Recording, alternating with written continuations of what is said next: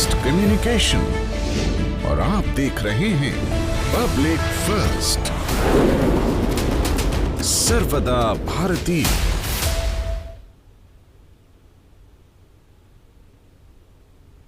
नमस्कार, मैं हूं आशुतोष और आप देख रहे हैं पब्लिक फर्स्ट, सर्वदा भारतीय। छत्तीसगढ़ के बेमेतरा में एक बड़ा बवाल हुआ। यहाँ पर बीरनपुर गांव में एक हिंदू युवक की हत्या हो गई। इससे पहले का घटनाक्रम कुछ ऐसा सामने आ रहा है कि दो छोटे बच्चे आपस में पहले झगड़ते हैं, उनके बीच झगड़ा होता है। इसमें से एक समुदाय का बच्चा दूसरे समुदाय के बच्चे के हाथ में बोतल फोड़ देता है, जिससे उसका हाथ फ्रैक्चर हो जाता है। जब दोनों परिवार आपस में इस बात को लेकर आमने सामने होते हैं तो इसी बीच एक पक्ष के लोगों के द्वारा दूसरे पक्ष के युवक की हत्या कर दी जाती है, और जिसके बाद लगातार इस पूरे मामले में तनाव फैला हुआ है। अब इस पूरे मामले में हिंदू संगठनों ने बंद का ऐलान कर दिया है। गांव में भारी संख्या में पुलिस बल तैनात कर दिया है। अब तक करीब 34 लोगों के खिलाफ नामजद एफआईआर भी दर्ज हो गई है, लेकिन ये मामला लगातार तूल पकड़ता जा रहा है। आखिर क्या वजह रही कि इतना बड़ा बवाल, आपसी जो सामंजस्य जो नहीं दिखाई दे रहा है, आखिर क्या वजह है कि इस तरह से लोग आमने सामने हो रहे हैं? इन तमाम पहलू पर हम चर्चा करेंगे और तमाम पड़ताल करने की कोशिश करेंगे आखिर छत्तीसगढ़ क्यों सुलग रहा है। हमारे साथ हमारे कई वरिष्ठ संवाददाता और सहयोगी जुड़ रहे हैं। सबसे पहले मैं आर कृष्णा दास जी का स्वागत करना चाहूंगा। आर कृष्णा जी, आपका बहुत बहुत स्वागत है पब्लिक फर्स्ट पर। और हमारे साथ वरिष्ठ पत्रकार और पब्लिक फर्स्ट के छत्तीसगढ़ संवाददाता राजेंद्र वाजपेयी जी भी जुड़ रहे हैं। राजेंद्र जी, आपका भी बहुत बहुत स्वागत है। तो सबसे पहले राजेंद्र वाजपेयी जी से हम जानना चाहेंगे, राजेंद्र जी, ये पूरा का पूरा मामला जो है वो अचानक से कैसे इतना बड़ा तूल पकड़ता जा रहा है?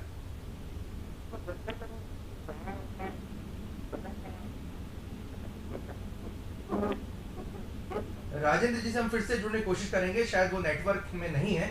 मैं फिर से उनसे दरख्वास्त करूंगा कि नेटवर्क में आ जाएं। तब तक मैं आर कृष्णदास जी, वरिष्ठ पत्रकार, रायपुर से हमारे साथ जुड़े हुए हैं। कृष्णा जी, क्या वजह छत्तीसगढ़ में इस तरह के मामले अब लगातार सामने आ रहे हैं?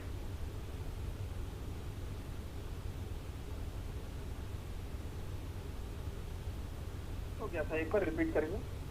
जी कृष्णा जी, क्या वजह है छत्तीसगढ़ में इस तरह के मामले लगातार सामने आ रहे हैं? देखिए, बेमेतरा वैसे नॉर्मली एक पीसफुल डिस्ट्रिक्ट माना जाता था। वो पूरा पॉकेट, हालांकि मुस्लिम बहुल एक पॉकेट है, उस पॉकेट में मुस्लिम बहुल पॉपुलेशन है, लेकिन कभी भी बेमेतरा के इतिहास में इस तरीके की घटनाएं नहीं हुई हैं। और अचानक ये क्यों उबाल आया, ये एक चिंता का विषय है। ऐसा क्या उनको ऐसा संरक्षण मिला, या उनको क्यों ऐसा लगा कि भैया हमको इतना उत्तेजित हो जाना चाहिए?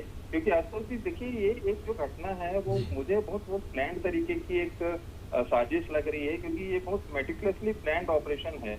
आप जब पुलिस को अटैक करते हैं, अगर पुलिस के ऊपर में अगर आप आक्रमण करते हैं, तो ये कहीं ना कहीं से स्पॉन्टेनियस एजिटेशन या वायलेंस नहीं है कि आप अचानक घटना होती है तो आप इस तरीके के रिएक्शन आते हैं। लेकिन अब पुलिस की एक टीम आ रही है और पुलिस की टीम को आप बकायदा प्लान तरीके से अगर आप आक्रमण कर रहे हैं, तो मुझे लगता है कि एक बड़ी गहरी साजिश वहां पर चली है, जिसको पुलिस को बड़ी बारीकी से देखना पड़ेगा।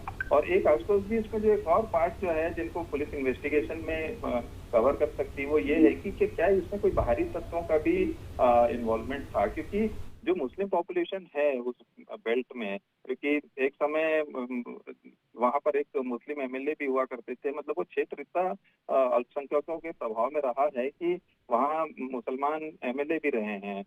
तो आपको कहीं ना कहीं से पूरे इन्वेस्टिगेशन में एक एक चीजों पे आपको ध्यान देना पड़ेगा। माइक्रो लेवल की इन्वेस्टिगेशन की आवश्यकता है वहां पर, कि क्या बाहरी तत्व भी उसमें इन्वॉल्व थे, क्या बाहर से ऐसा जानकारी मिलता है कि अल्पसंख्यक के जो समुदाय हैं वो कहीं झारखंड से, कहीं बंगाल से भी माइग्रेट होकर छत्तीसगढ़ में आ रहे हैं, तो कहीं ये उनकी साजिश तो नहीं है? क्योंकि देखिए, ये लव जिहाद का क्लियर कट मामला था। पिछले 4 वर्षों से वहाँ 4 या 6 परिवार जो हैं वो इससे प्रभावित हुए हैं। तो सेंसिटिव विलेज था, पुलिस प्रशासन क्या कर रही थी, ये सब तो जांच में आएगा ये बात सामने।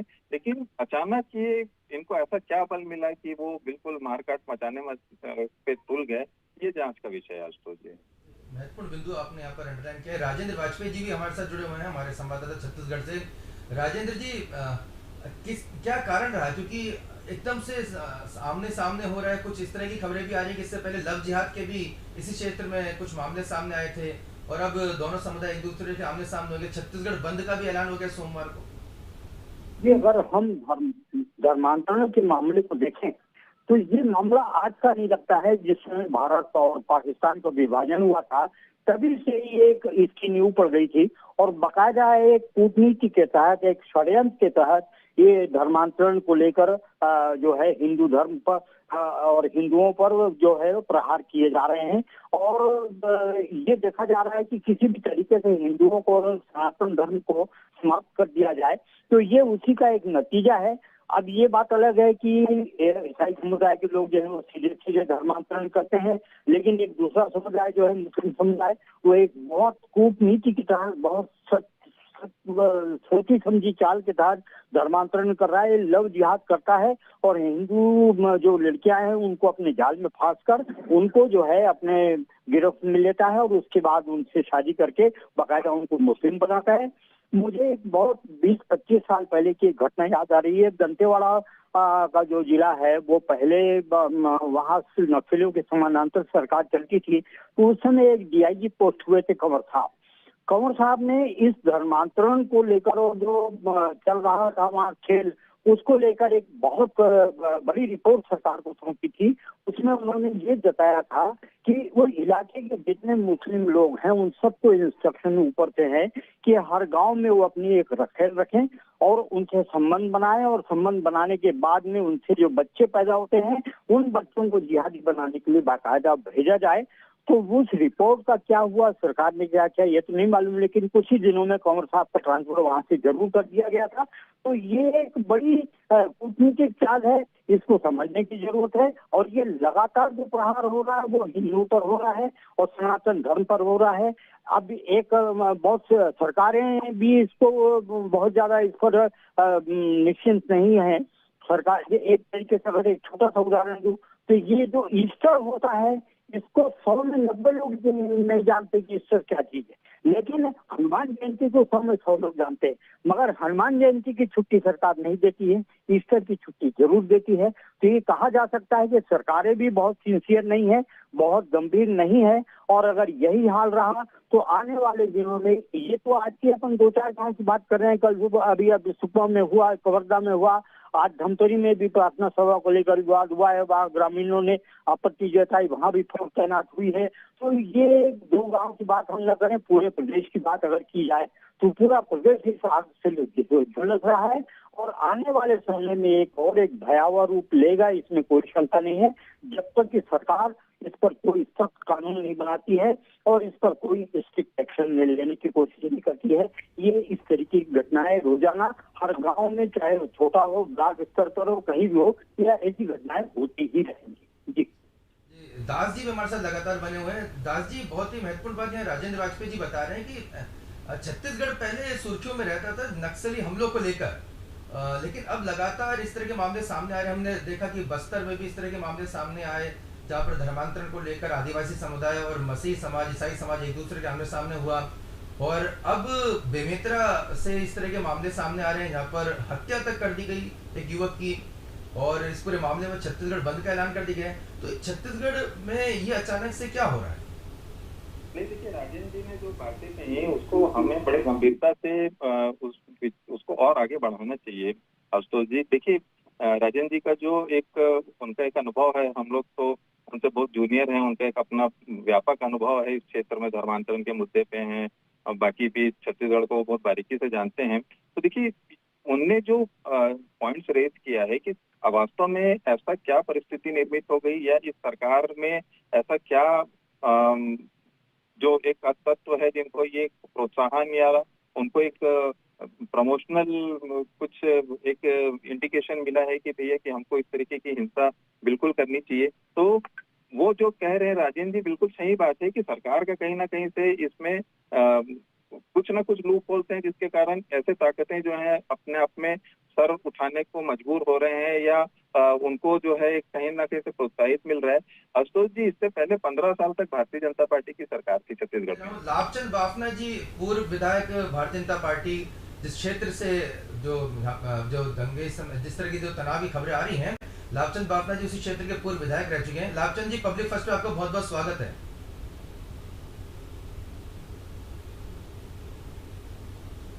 लाभचंद जी, आपको मेरी आवाज मिल रही है?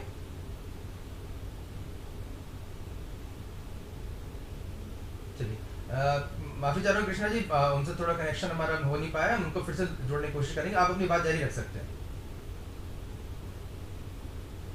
इस विषय पे चर्चा कर रहे थे। देखिए, 15 साल तक भारतीय जनता पार्टी की सरकार रही छत्तीसगढ़ में, और उससे पहले भी जोगी जी की सरकार रही, लेकिन छत्तीसगढ़ में कभी भी इस तरीके की एक कम्युनल वायलेंस की स्थिति कभी नहीं बनी। तो ये जो हिंदू और मुसलमान का विवाद छत्तीसगढ़ में कभी नहीं रहा। देखिए, यहाँ की जो जावरा की यात्रा निकलती है या यहाँ जो रामनवमी की यात्रा निकलती है, अभी तक बड़ी शांतिपूर्वक होती थी। इसमें कभी किसी प्रकार का कोई वायलेंस या हिंसा की स्थिति नहीं बनी थी। लेकिन अचानक अभी कुछ सालों में ये क्यों इस तरीके की स्थिति निर्मित हो रही है, इस पे हमको माइक्रो लेवल की चिंता करनी पड़ेगी। आशुतोष जी, जैसे मैंने अपने ओपनिंग रिमार्क में कहा था कि हमको इसमें बड़ा तह तक जाना पड़ेगा कि ये वास्तव में ऐसा क्या इनको प्रोत्साहन मिल रहा है एक तत्वों को कि इस तरीके की बिल्कुल दिलेरी से वो हिंसा करने में उतारू आ गए हैं। कि देखिए, जो घटना का जो सीक्वेंस है वो इतना भयावह है कि तलवार लेके, पत्थर लेके आ रहे हैं, मार काट मचा रहे हैं, सीने में घोंप रहे हैं। तो इस तरीके की एकदम दिलेरी से ये जो घटना करना, तो ये कोई मतलब, जैसे मैंने आपको पहले कहा था कि ये कोई फिट ऑफ रेज नहीं है कि मतलब अचानक गुस्से में आ गया आदमी और मर्डर कर दिया। ये बहुत सोची समझी साजिश है आशुतोष जी, जिसको हमको समझना पड़ेगा। और जब हम इस तह तक पहुंच जाएंगे, इस सोची समझी साजिश के पीछे कौन है, क्या है, तो मुझे लगता है कि दूध का दूध और पानी का पानी साफ हो जाएगा। राजेंद्र जी, कहने के प्रशासन का एक भय रहता है। प्रशासन, जब पुलिस भी इसमें शामिल होती है तो इस तरह के जो असामाजिक तत्व रहते हैं वो इस तरह की कार्रवाई करने से बचते हैं या हरकत करने से बचते हैं। लेकिन एक दिन पहले बच्चे का जो है हाथ तोड़ दिया जाता है, उसको लेकर भी विवाद होता है। ये घटना कहीं ना कहीं सुर्खियों में रही, क्योंकि ये गांव, जिस गांव की बात करें, जिस क्षेत्र की हम बात कर रहे हैं, वो लगातार कहीं ना कहीं इस तरह की घटनाओं को लेकर सुर्खियों में रहा है। तो एक बैकग्राउंड, एक हिस्ट्री वहां पर जुड़ी हुई थी राजेंद्र जी। लेकिन उसके बावजूद भी पुलिस के द्वारा कोई एक्शन, शुरुआत में कोई प्रोटेक्टिव एक्शन नहीं लेना, और कहीं ना कहीं दोनों समाज के कई ऐसी एजेंसियां भी रहती हैं, सामाजिक संगठन भी रहते हैं जो कहीं ना कहीं तनाव को कम करने में बड़ी भूमिका निभाते हैं। तो वो ये कहीं इसका अभाव यहाँ पर देखने को मिल रहा है राजेंद्र जी।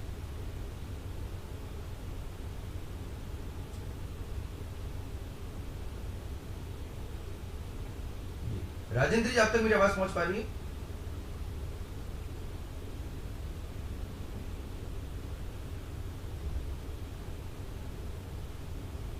चलिए, मैं चाहूंगा कि एक बार हमारी टीम वापस से सब प्रॉपर तरीके से जो है जोड़े सभी को, क्योंकि बार बार इस तरह के व्यवधान नहीं आने चाहिए। जब तक मैं एक बार फिर से डिस्क्रिप्शन में दे देता हूँ कि क्या कुछ यहाँ पर घटनाक्रम हुआ है।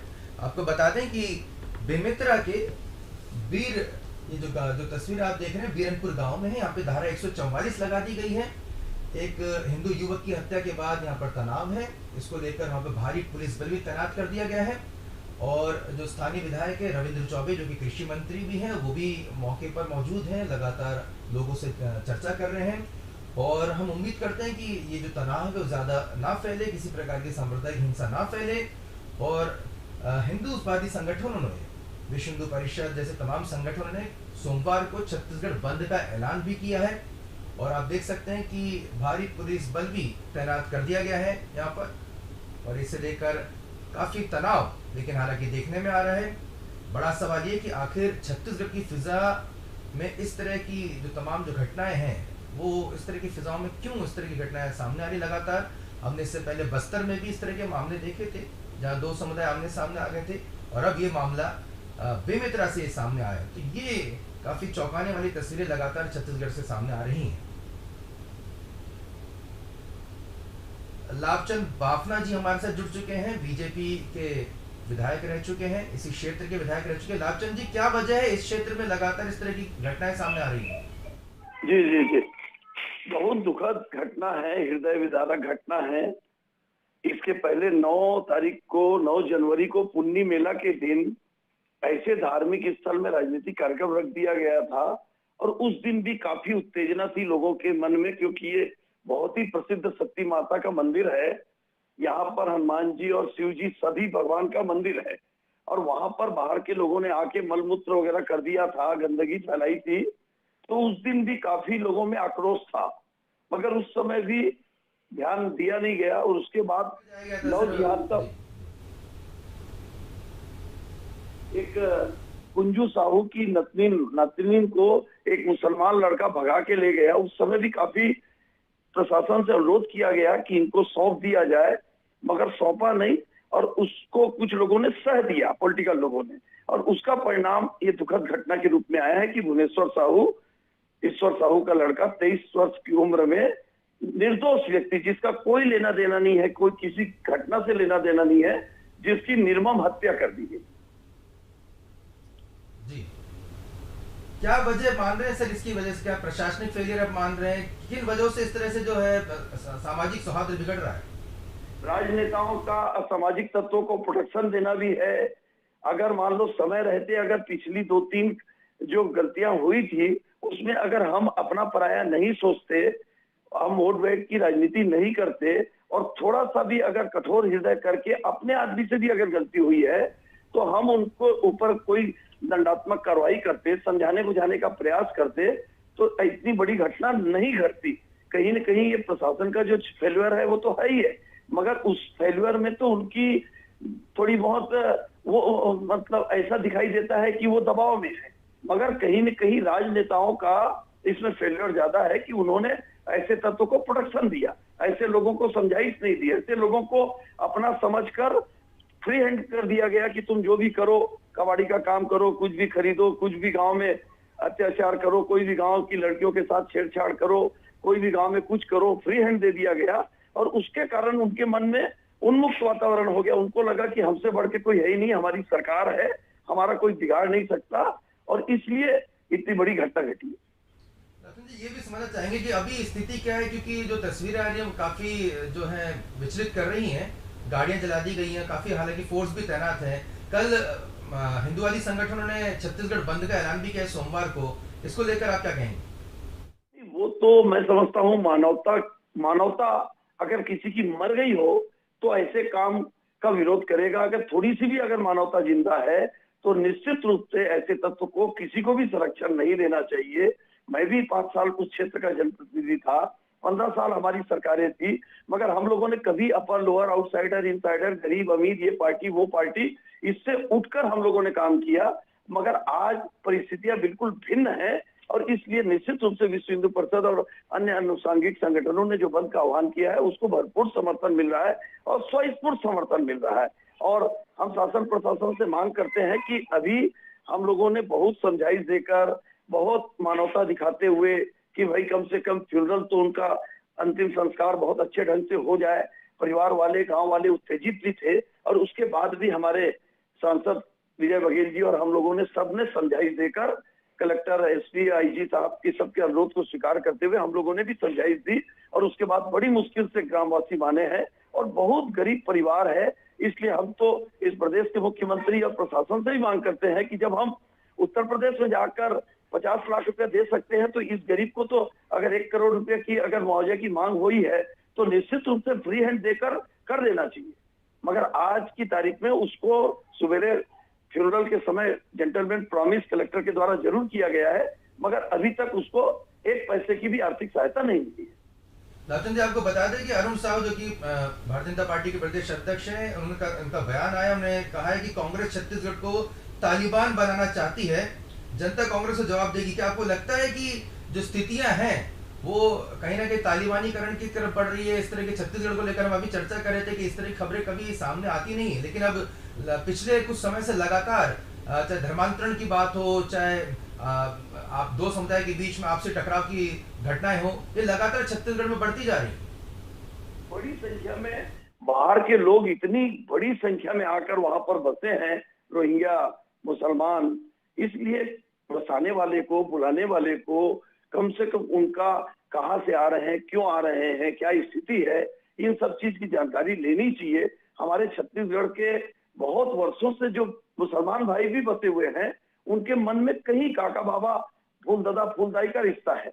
उन लोगों के द्वारा कभी ऐसी घटनाएं नहीं घटती है और गांव में वो सम्मान के साथ में हमारे पूरे छत्तीसगढ़ में और खासकर हमारे साझा विधानसभा में छोटे छोटे गांव में जहाँ 2 परिवार, 4 परिवार, 10 परिवार मुसलमान भाई है, उनको हिंदू भाई 95% होने के बावजूद भी उन लोगों को बहुत बहुत ज्यादा उन लोगों को सहयोग प्रदान करते हैं। मगर ये कुछ बाहरी तत्व आकर बस रहे हैं और उनको कुछ लोगों का प्रोटेक्शन मिल रहा है और उसी का परिणाम इतना घातक हुआ है और आज इतनी बड़ी हृदय विदारक घटना घटी है।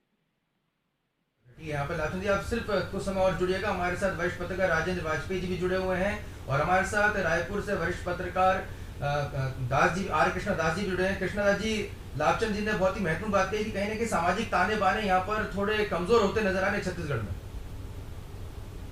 आपकी इस बात से तो पहले ही जिक्र किया था, जो लाभचंद जी ने कहा है कि जो माइक्रो लेवल की इन्वेस्टिगेशन होगी तो ये बातें बिल्कुल पॉइंटेड इस चीज को क्लियर करना पड़ेगा कि ये जो तत्व इसमें शामिल थे वो कौन थे। ये मैंने इसलिए आपको कहा था क्योंकि ये एक विषय है छत्तीसगढ़ में, जैसे लाभचंद जी का कहना है वो राजनीति क्षेत्र से जुड़े हुए हैं, तो यहाँ पर कभी इस तरीके की हिंसा की घटना नहीं दिखी गई। तो क्या किसी वोट बैंक राजनीति के तहत आप अपनी संख्या बढ़ाने के लिए कहीं से माइग्रेट कर रहे हैं? जैसे मैंने आपसे कहा था 2 स्पेसिफिक स्टेट्स का मैंने जिक्र किया था, झारखंड, वेस्ट बंगाल, तो क्या यहाँ से माइग्रेट करके आप अपनी पॉपुलेशन यहाँ पर बढ़ाना चाहते हैं क्या? तो मुझे लगता है कि ये बहुत गंभीर इन्वेस्टिगेशन का विषय है और इसको मुझे लगता है कि प्रशासन को बहुत गंभीरता से इस विषय पे सोचना चाहिए और इस पे इन्वेस्टिगेट करना चाहिए, क्योंकि इसके जो दूरगामी परिणाम है वो और घातक हो सकते हैं। ये तो मान लीजिए हम शुरुआती घटना के रूप में देख सकते हैं। अगर इस पे अगर नियंत्रण नहीं किया गया और इसकी जड़ तक अगर हम नहीं पहुंचे तो मुझे लगता है कि इसके एक बड़े गंभीर परिणाम छत्तीसगढ़ में आ सकते हैं। स्थिति बन रही है कि यहाँ पर सुनियोजित तरीके से प्लानिंग के तहत जो है रोहिंग्या मुसलमानों को बसाया जा रहा है छत्तीसगढ़ में, जिस तरह की बात आर कृष्णा दास जी बता रहे हैं।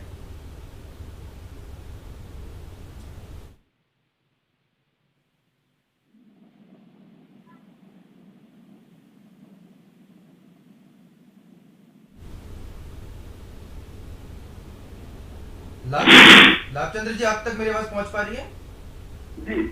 जी, अभी वरिष्ठ पत्रकार आर कृष्णा दास जी कह रहे हैं कि सुनियोजित तरीके से प्लानिंग के तहत छत्तीसगढ़ में रोहिंग्या मुसलमानों को बसाया जा रहा है और कहीं ना कहीं ये जो तनाव की जो घटनाएं सामने आ रही है उसकी बड़ी वजह ये भी हो सकती है।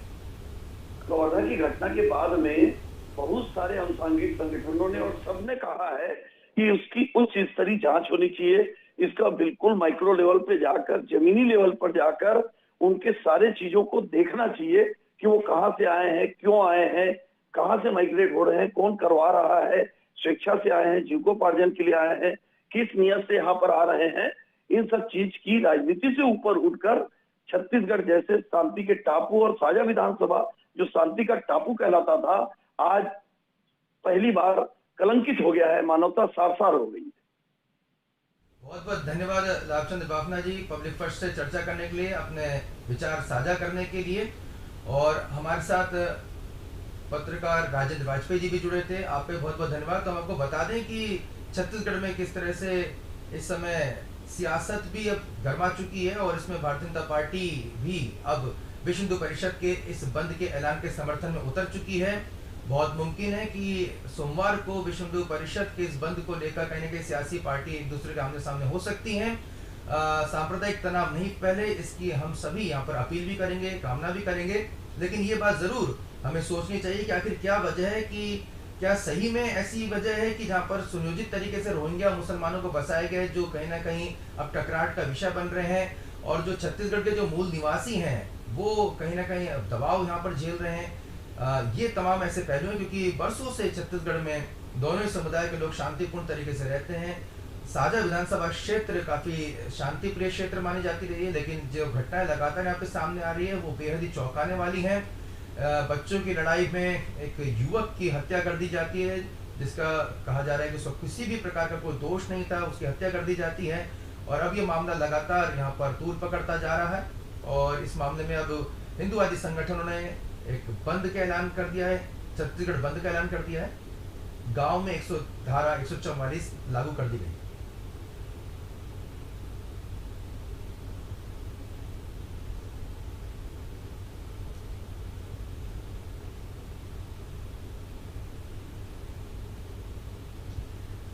चलिए तो खबरों में फिलहाल इतना ही। हम आर कृष्णादास जी का भी बहुत बहुत धन्यवाद करना चाहेंगे जो कि रायपुर से हमारे साथ जुड़े। आपका बहुत बहुत धन्यवाद, बहुत बहुत शुक्रिया तमाम जानकारी हमारे साथ साझा करने के लिए। तो पब्लिक फर्स्ट पर खबरों का सिलसिला लगातार जारी है। आप देखते रहिए पब्लिक फर्स्ट, सर्वदा भारतीय।